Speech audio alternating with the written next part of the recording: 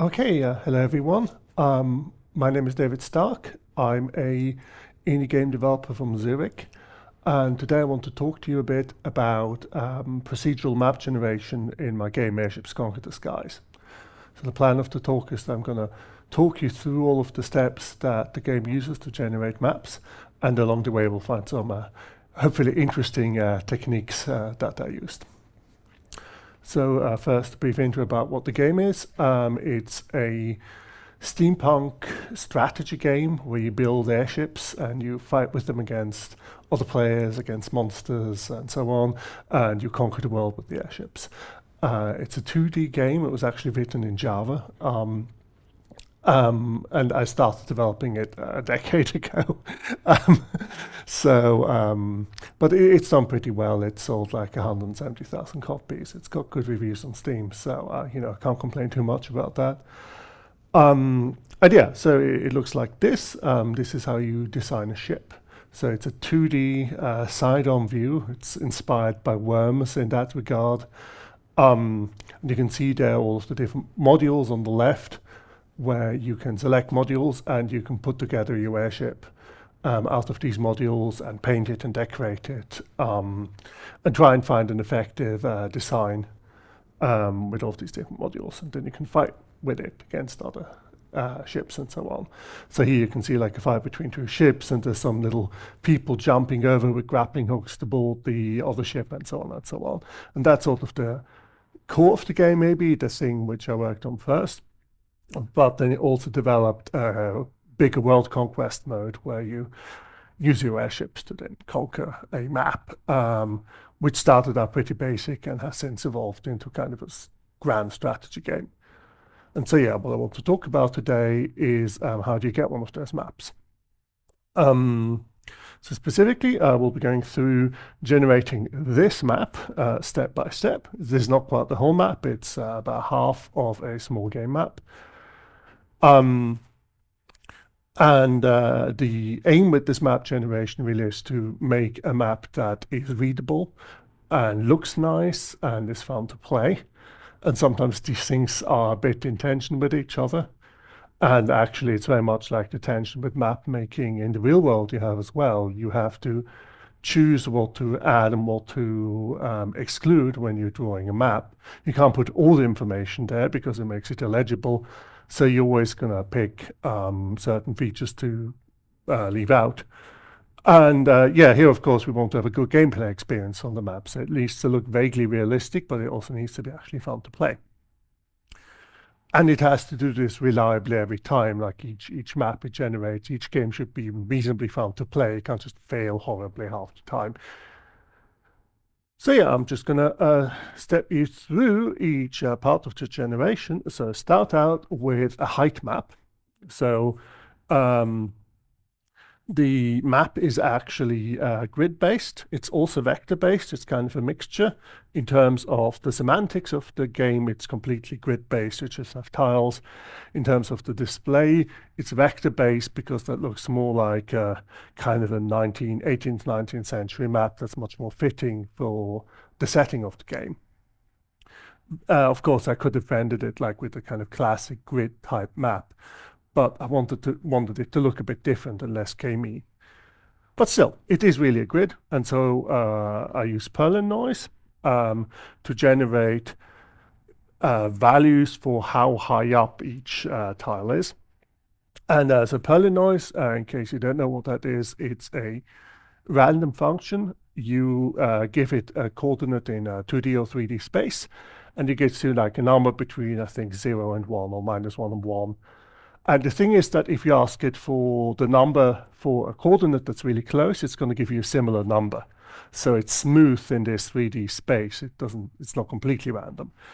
And perlin noise is just used all over the place. If you have any kind of procedural map generation or a lot of kinds of procedural generation, anything spatial, probably uses perlin noise.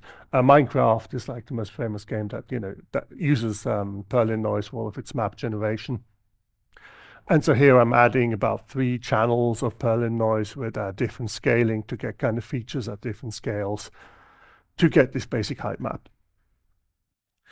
And the next thing is that I apply a threshold, I pick a number, and I say, okay, anything below that is water, anything above that is land. And this gives me this really basic start of the map. Next up, I place some features, so forests, swamps, deserts, mountains, sea monsters, and so on. With the sea monsters, it just picks random places in the ocean which are free. With the other things like the forests, it actually uses yet another perlin noise channel, and it basically places forests in the bits where the values are really high. So it uses a thresholding for that, exactly like with the land, and so you get these nice clusters of trees that look like forests. For some other things, it also looks at the height map again. So with these marshes, so they're on the left, with those reeds, it only places them in areas which are low enough, because you don't really have marshes high up. That's a bit weird. So it uses those geographical features to create something that's kind of plausible looking. And the next thing it does is places the cities and the villages. So these are the areas you're actually fighting over. Here it first places the cities, and it just picks random points of the map, checks if they're actually on land, checks that they're not too close to another city, and then says, okay, great, that's where the city is.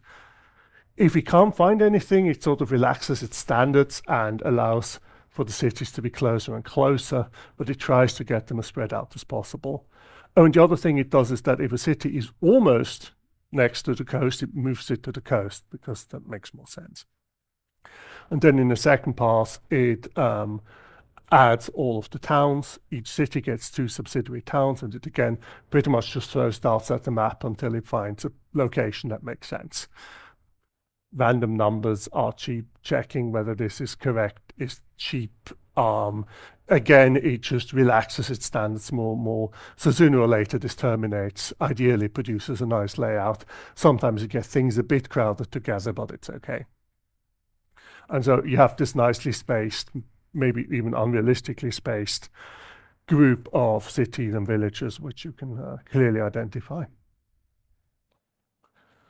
Okay, so here's the first fun, unusual bit, naming geographical features. So once it's done all this generation so far, it identifies bays, seas, islands, and straits, and gives them names.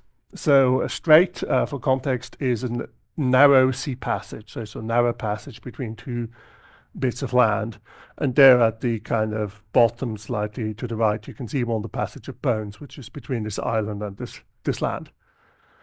And so it doesn't go, ooh, I want to have a strait. It goes, ooh, this looks like a strait. So it actually uses our computer vision on the map to figure that out. And specifically, it uses something called shape contexts. This is a technique from optical character recognition, kind of an old one. So from before, we did all computer vision. Nowadays, it's all done using, machine learning and using neural networks. This was from before, when it was too expensive to do that. And the way shape context works is that the shape context of a point is defined by sending out lines in all directions and seeing how far the line gets before it encounters a boundary. So let's say you start in the water, it looks how far does it get before it encounters land. And then you can kind of rotate this context freely, so it doesn't matter what the orientation is, but from the layout of what kind of contacts you have where along the context, it gives you an idea of what kind of shape context you're in. So this might be a little bit abstract, but here's a concrete example. So this is what the shape context of a bay looks like. On one side, you have contacts that are more or less at the same distance. So it's a nice round bit of land that kind of goes inwards like a bay. And on the other side, you have nothing at all. It keeps on being water because it's the open ocean. Or here we have an island. That's when you start on land, and in all directions you go, you encounter water. And that's pretty much the definition of an island. If you're on land and wherever you go, you eventually encounter water, you're on an island. Or finally, here's a straight. So again, you start on water, and you get contacts on two sides that say land, and you're on the other two sides, there's nothing, there's just water, which means you're being hemmed in from two sides, which is what the straight is. So it evaluates these shape contexts for all the tiles on the map, and it clusters them together, and it gives names to the clusters. So in this example, all the white tiles are tiles where the straight shape context applies, and so it clusters those together at the end, and it gives it a name from a list of names. I think this is kind of a cool thing you can do with procedural generation, because a lot of the time when you have a procedurally generated landscape, but you also want to have some landmarks in there, like a mountain or whatever, the way you have to do it is that you procedurally generate the landscape, and then you kind of plaster the thing you want on top of it. And often you can really see the seam between the procedural generation and the handcrafted content, where it's like, oh, okay, now we've obviously entered the handcrafted content area. Like if you've played No Man's Sky, for example, you can really see, again, they use perlin noise for most of the landscape, but then you have these really obvious set pieces where you can really tell. And with this, instead, you generate the landscape, and then if you need a mountain, you apply some kind of computer vision algorithm to actually find a mountain, and then you can do something with that mountain instead of gluing one on top of the generation. So you can kind of label and give meaning to what the procedural generation made, and that makes it a lot more smooth and natural looking. Okay, so as I said, it's kind of a mixture of vector and tile-based maps. For actually drawing the map, I want it to be all vectorized because I want it to look like 18th, 19th century hand-drawn map, and also want it to be smoothly zoomable. And so, of course, I have to turn the land shapes, which right now are just a bitmap, into actual vectors. And for that, I use wall following, which is a pretty simple algorithm. You start out with your map of tiles, and you scan it from the top left to the bottom right. And whenever you find a tile that you haven't charted yet, that you don't know about yet, you basically put out your digital hand and you start following along the wall. And as you follow along the wall, you note down which points you reach. And you keep following it along, clockwise or anti-clockwise, doesn't matter, until you get back to the point where you first collided with it. And then you know you've got the whole shape. You can add that shape to your list of shapes, and you can then set all the tiles inside that shape using a flat fill, and say, okay, we've charted this bit of land, we don't need to look at it again. And then you start from the top again, and you look for the next bit of unvectorized land. So this is really straightforward. You can also look it up on the wall following. And that gives you a nice list of shapes that is the land, like this. Of course, this doesn't look very natural yet, so the next step is to smooth it out.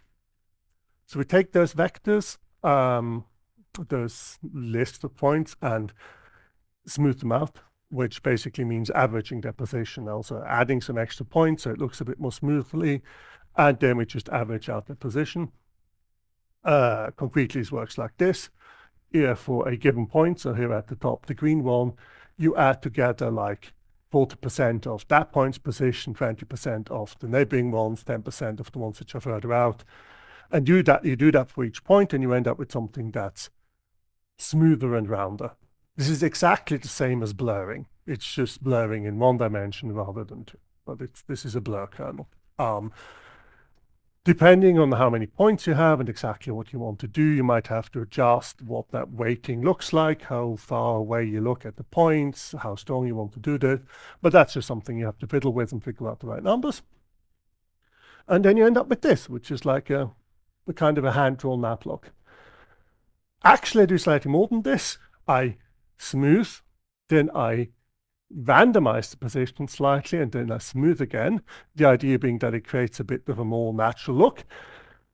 Turns out this doesn't actually really do anything, and I only realized this while I was making this talk, that I had a picture of smooth, randomize, smooth, and the picture of just smooth, and they basically looked identical. So the smoothing just gets rid of the randomization again. So don't do that. That's unnecessary. Or maybe you can do it better than me, but yeah.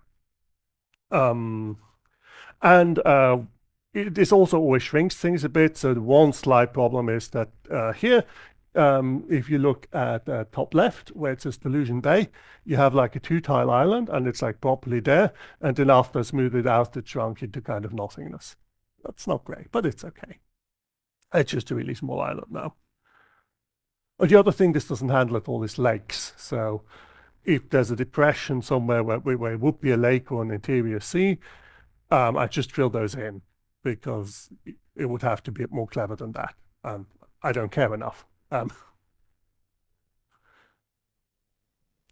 So next up is rivers. So for that, I still have this height map, and I use gradient descent to do rivers, which makes sense because that's what they do. They descend along a gradient. So you pick a random point on the map on the land, and you just mark that tile as this has a river, and you keep on going to the tile that's furthest down next to it, and you mark it as this has a river until you reach the water. Then you've got your river, and it looks like this, which is actually really terrible. It doesn't look very nice at all, because it turns out perlin noise has really boring slopes. So this won't do, but it's okay, because I can just use basically the same thing I did before, which is I smooth out those lines and also add a bit of a sine wave to it. So I'm just feeding the coordinates into a sine function and then using it as an XY offset. This still doesn't look super realistic, but actually that's okay, because what I'm trying to do is I'm trying to reproduce the way like an 18th century map looks like. And that's exactly how they drew rivers on these maps. They just were like, oh yeah, we have a river here. Okay, let's just draw this wavy line. And it's really bad. And everyone knows the river doesn't actually look like this, but they just wanted to communicate, here's a river. So for the purposes of this map, this is great. This looks authentic. Authentically kind of terrible. You could do a better job, but I didn't want to. Ha. Know when to stop, I guess is the point here. So yeah, we're getting towards the end. Next is defining where the territory is for each of those towns and cities. So while I was building up these different layers, I also built up a map of how hard it is to traverse each tile. So if you have a river, it makes it harder to traverse the tile. If you have like a mountain, it makes it much harder, and so on and so on. So basically a map of costs, of distance cost. And then I use this, and I just say, hey, each tile on the map is part of the town or city it's closest to based on that distance cost. And what that means is that borders go in places where it makes sense for there to be borders. So if you have a big mountain range, the border's going to go through the mountain range and not like next to it. Or you can see there kind of in the center bottom, the borders sort of go along the rivers there. That's not synchronized properly, unfortunately, but you can see, okay, the rivers really block access. And so the city, which has ended up in between two rivers, has a really small territory just in between them. And then apply exactly the same smoothing, wall following and then smoothing to this, which means I get shapes that fit nicely into the existing land shapes. So these are also both vectors and markers on the map. Okay, we're nearly at the end. So one thing, just for completeness sake, the game has monsters you can fight against, and they live in monster nests, and so it just randomly places some monster nests. Again, all it does there is pick random locations, make sure that there's nothing too close to it that will cause visual confusion, and it puts it down. And some places also have special resources which you can fight over. And again, it just picks a location where there isn't already something to visually interfere. The location of the special resource icons literally doesn't matter. They're just being placed somewhere where you can distinguish them from all the other information. And then finally, we have road generation. So yes, the game is called Airships Conquer the Skies, but it also has landships, and the roads also matter for things like territory control and adjacency and supply and so on. And so it again uses that distance map from before, and it uses pathing. It actually is a really incompetent pathing algorithm. You should probably use A star. This is a small enough map that it didn't matter that I didn't use proper A star. It just uses gradient descent. It's fine. And it basically just tries to connect up all the cities and towns to each other, and marks. And this is again at the level of the tile, so it marks each tile where there's a road as here's a road. And when it does that, when it draws a road, it also massively decreases the distance cost of those tiles, which means it tends to reuse roads. So it doesn't do like two roads in parallel, it will merge them into one, which is basically how roads work. So sometimes, like there in the center, you can see there's this triangle where it cared enough to actually fork the road. But in other cases, it just, recycled it, like here at the bottom. It didn't bother making a more direct, yes, there is a cursor, good. Didn't bother trying to make a more direct connection here. It just recycled this existing road. And that looks fairly realistic. The one problem is that we have these ugly little details here, these extra bits of road that really don't make sense. You wouldn't add that many little connected roads. And this isn't even a bad example. There's some generated maps where you end up with this mess of meshed together roads because there's too many road tiles that are next to each other. So I want to clean this up. And for that, I use something called skeletonization. So this is great. We're almost at Halloween, and I'm going to talk about skeletons. So I think this is very thematically fitting. And what skeletonization does is that it gets rid of those extra road nodes there that clearly aren't really necessary. And skeletonization is another term from computer vision. It basically means if you have a bitmap, it gets rid of all. If you have a bitmap of like black and white, let's say you have some a black piece of text on a white background, it will get rid of all the thickness of the text of the letters without losing the connectivity, hence skeletonization. It makes it thin. I originally tried to use an off-the-shelf algorithm for this. It didn't work properly, either because I messed it up or because it doesn't work properly. Who knows? So I ended up writing my own, which is mostly really simple. What you do is you go over each tile and you look at the 8 adjacent tiles and you go, if I removed this tile, if I made it not a road, would this actually damage the connectivity? And if it wouldn't damage the connectivity, then we can delete it. So here's 4 examples where you can remove it. So in the first example, for example, well, this is just a little sticky outy bit of a road. We can remove that tile and nothing will happen. Or with the second one, it's a bit more involved. But again, if you think about it, there's nothing bad will happen if we remove that center tile. Anything else that was connected will still be connected afterwards.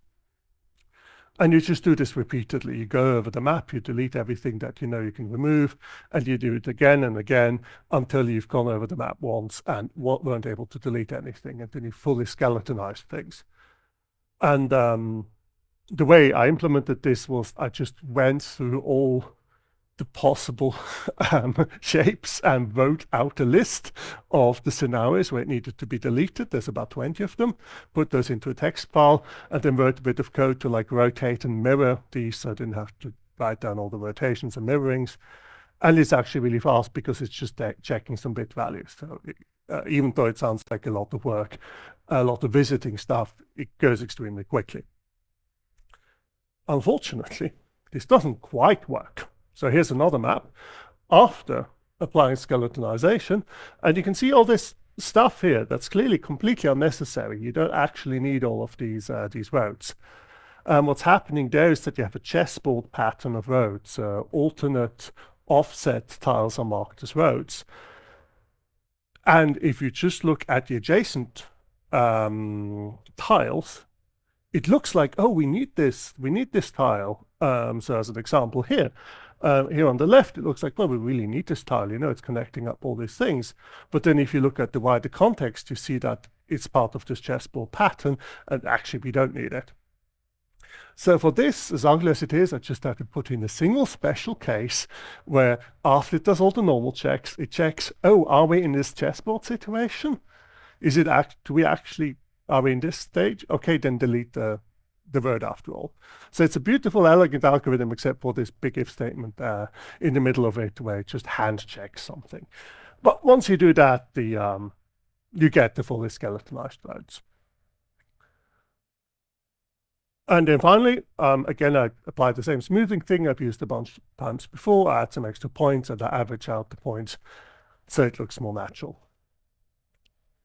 Yeah, so that's what the map generation does in the game. Obviously, like each of the cities also gets then their own combat map and some stuff that's in there and so on. But the actual main map, this is literally, this talk was based on going through the code, and the order of things that I told you about is how it's done in the code. The final map looks like this. You can see it's almost the same. All I've done here is added some labels, added a few waves in the water, and added a little bit of a parchment texture to make it look a bit more alive. So yeah, that's how it works. If you want to see more stuff I work on, you can go on zakon.com. If you have questions about this whole thing, you can ask me now. You can also get me later if you really want to know the details of some of this code, and you can even just look at the code together. I can show you how it actually looks like, or we can get out some pen and paper and I can walk you through it. Okay.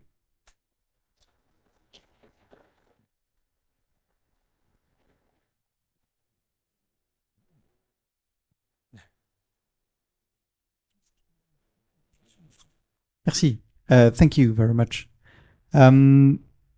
So one issue that usually comes up with procedure generation is the issue of I know it as the issue of the ball of rice, where if you have 100 ball of rice, then they're all very unique in their composition, in the how each grain is not in the same place as in any other ball of rice.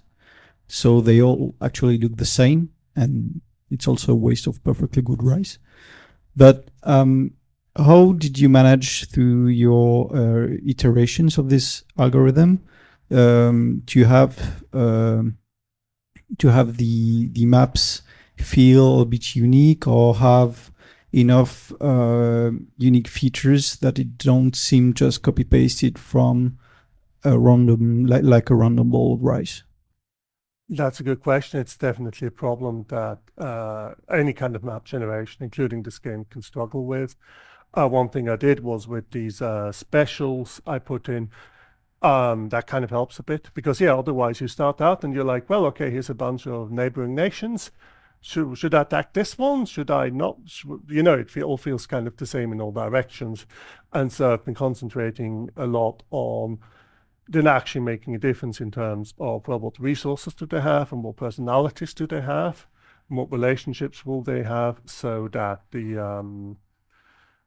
even if maybe in practice the map functions quite similarly, what's actually there can really change how you approach each game. So maybe one game you're surrounded by people who hate you, or maybe one game you have sort of the opposite problem that everyone's really nice, but you're meant to kill some people to win, or you realize, oh, the next door has a gold mine. I really want that gold mine, and so on.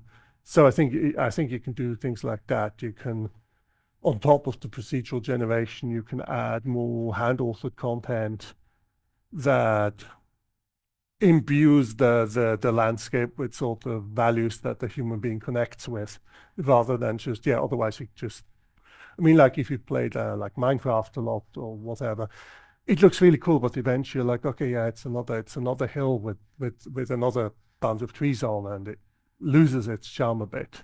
And you can see again with Minecraft, they've done more sort of more hand-authored content to try and make this hill different. Thanks. Yeah, I have a question on the order you do things in your because I mean in real life, I mean cities are like usually at the what do you say the place where river enter into a huge amount of water, but you do rivers after you put the city. So Yeah, that's a good point, actually. I hadn't thought of that at all, but you're right. It would make more sense to do river generation first, and then to maybe privilege the tiles where rivers enter seas as city locations. okay, I'm sorry, I have another one. Sure, sure. Your roads, you put the roads, but I mean, some cities seems to be like in the same, what's the country? Like, Continent? yeah, Landmass? no, like Country. Yeah. country. Yeah. And you see that there is road that cross country to go back into the same city that is in the same country that the another one. Mm-hmm. This would never happen. This would make war directly. So I agree. As it happens, this is so in the lore, in the background of the game. Basically, this was one unified empire until like 20 years ago, where it broke apart, and everyone just grabbed sort of the local part. So yes, and indeed, yes, it does produce war. It's an intentional asymmetry. Yeah.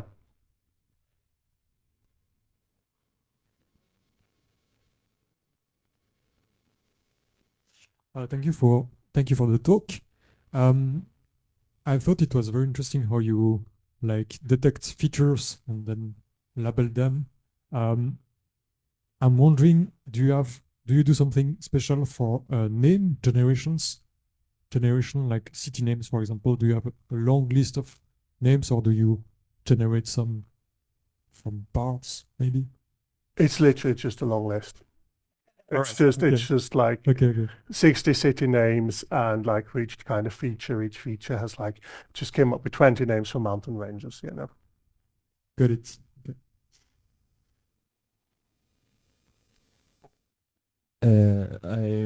So you said that the actual map are way bigger than what you showed. How long does it take to generate a full map? A good question. Obviously, it depends on the map size and on the speed of the computer. But I would say, like on a good computer, a small map will take 8 seconds, and on a slow computer, a really big map would take 2 minutes. So Okay, and so what are the have you profiled the generation? What is the technique that takes the most time? by this point, there isn't really anything that sticks out too much, because map generation did used to take a lot longer, and I optimized away the really bad bits. I think some of the flat fill type stuff, like I think assigning land land ownership still takes a relatively long time, but there's really at this point nothing that's really painful. Okay, and I had a last question about the computer vision thing you talked about. What is the name of the technique you use? It's shape contexts. And so you said that the function that it was rotation agnostic. So what kind of technique is it used to compare what you said you compare the shape you see with some models of a lake, for example, or an island. Yeah. How is the comparison done exactly? Oh God, yeah, that's a good point. So the way it works is that, again, it's like driven by some data files, so you can actually add your new shape contexts using mods even.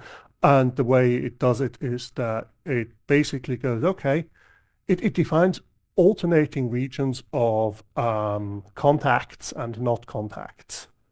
And so for a straight, it would say, for example, okay, we first want a region of going around, so going around the circle, we first want a region of no contact that should last for an angle between like this many degrees and this many degrees.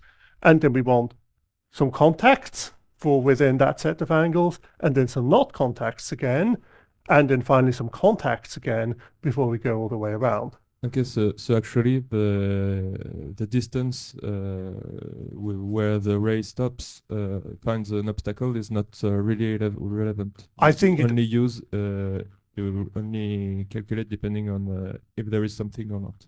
I think it does also then say how distant the contact should be for it to count. Okay. So it's actually we want this sort of angle for this range of distances, and then it basically tries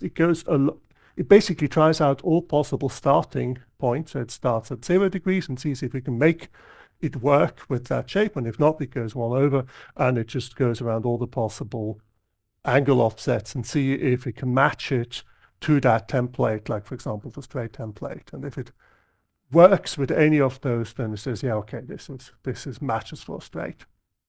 Okay, thank you. Of course, with an island, it helpfully doesn't matter. But, yeah. I think the original implementation of shape context is actually not rotation independent, because they wanted to use it for text recognition, where it kind of matters.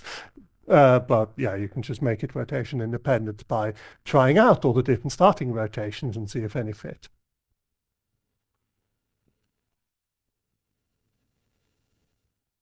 I have a last question. So you use Berlin noise to make like the initial surface. Did you try other techniques? No, I just used, this is like the obvious tool to use, and I used it, and it produces pretty good landscape forms. You have to find the right parameters to layer a bunch of channels on top of each other, so you get features that look sort of right, but Perlin noise approximates landforms well enough. Because you could okay, there's other techniques that exist. Like, for example, you can take the 2D map, divide it by 2 by a random value, and just up one side and down the other side, and you do that recursively, as much as needed, and then you obtain a land that is more let's say tectonically correct. Mm-hmm. And yeah, I don't know, yeah, totally. I'm not saying you should only ever use Perlin noise. It depends on what you need to do. Yeah. Real quick one. You mentioned modding. Mm-hmm. Did some modders mess with your generation algorithm? Did they try to change stuff around? Yes, a little bit. There's a request expose some more of the parameters that they can do more intense modding. But yeah, there's some mods for map generation. In general, whenever possible, I really try to make anything data-driven, so you can anything at all, any information the game loads, it loads in from a multiple source. Some of the map generation isn't moddable because it's so old that it predates the modding system. So, yeah. In my experience, the players reverse engineer your game basically and sometimes patch the. Absolutely. Actually, I started putting in a modding system because players just started decompiling the game and patching it to make mods. I was like, guys, this is going to go horribly wrong. Let me actually give you a proper thing.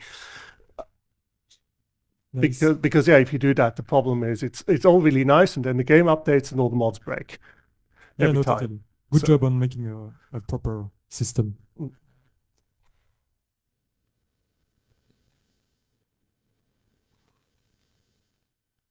Okay, thank you.